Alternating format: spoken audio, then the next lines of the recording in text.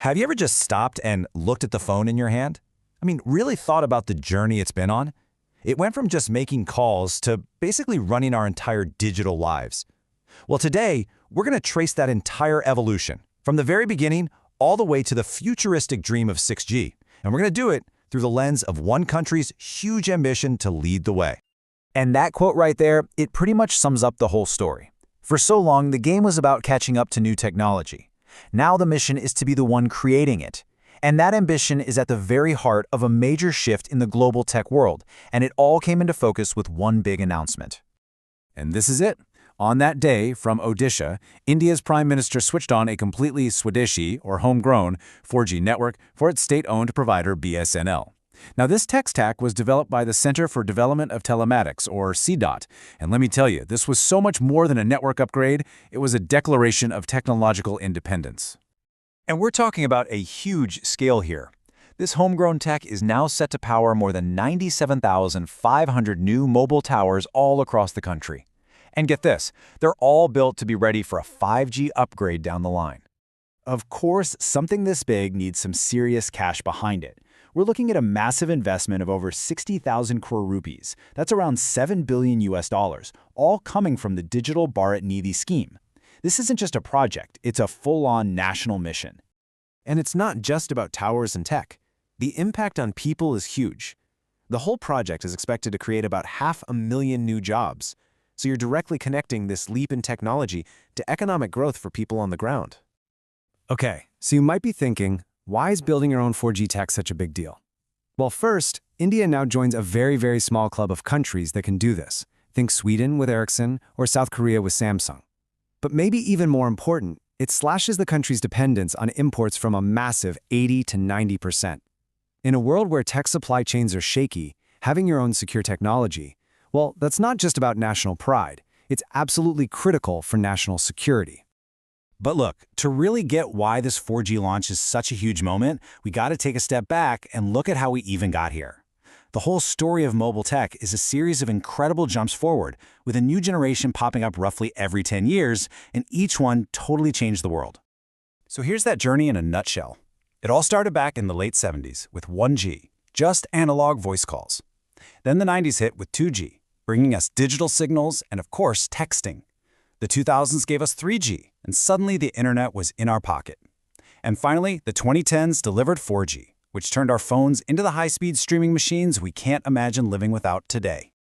Let's start at the very beginning. 1G. It launched in Tokyo back in 1979, and it was revolutionary. Mobile calls. But it was pretty rough. Because it was analog, calls were full of static. There was zero security, and the phones, well, they were those giant brick phones you see in old movies, some weighing over a kilogram. Then came 2G in 1991, and it was a total game changer. The big leap was going digital.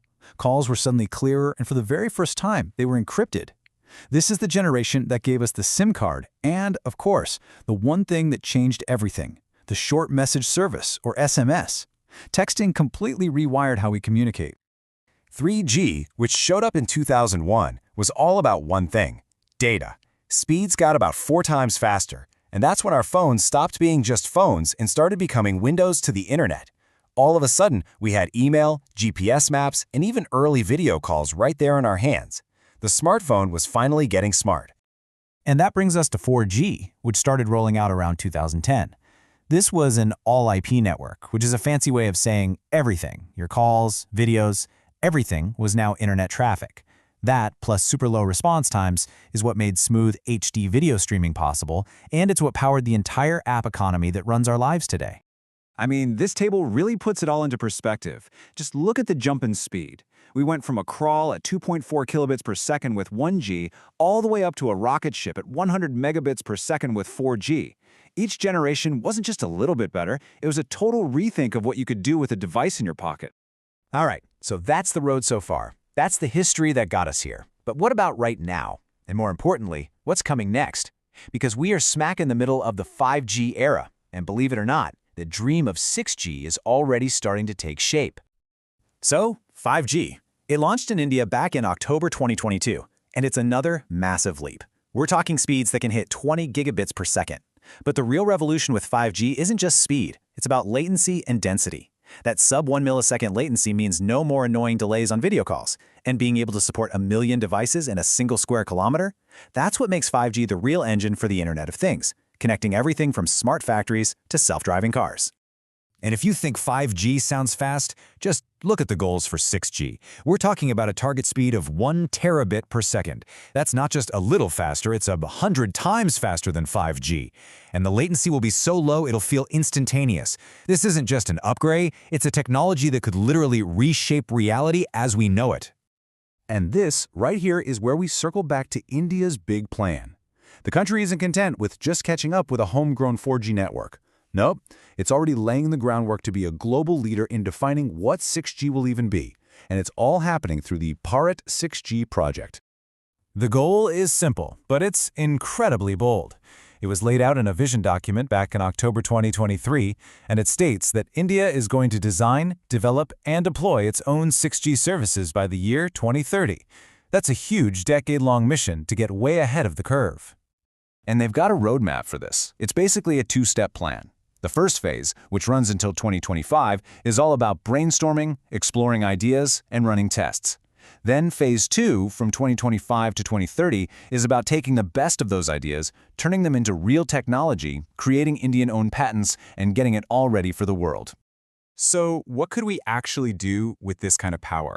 Well, this is where things get really wild, almost like science fiction.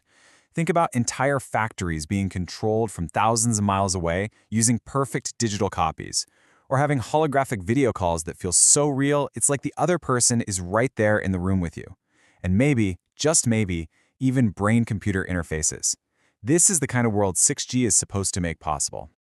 But here's something really important. With all that incredible power comes a massive responsibility. And the 6G plan itself actually calls out a huge challenge: sustainability. I mean, if you're going to bring billions of new devices online, you have to think about the energy they'll use. So making sure this next leap is green and doesn't have a giant carbon footprint isn't an afterthought. It's a core part of the mission from day one. And this chart, it basically tells the entire story in one picture. Not too long ago, India was almost completely dependent on other countries for its telecom equipment. Today, thanks to things like the homegrown 4G network, it's building a solid foundation of self-reliance. This isn't just data, it's the proof behind that promise of becoming a leader, not just a follower. And that's the real story here, isn't it? It's a journey from being a late adopter playing catch-up on 4G to stepping up and actively working to define and lead the development of 6G for the entire planet. So I'll leave you with this thought. When you look at the massive investments, the crystal clear vision, and the tech muscle that's being built, you have to ask, is India setting itself up to be not just a player, but a key architect of the next great revolution in how we all connect? The work is just getting started, but you absolutely cannot deny the ambition.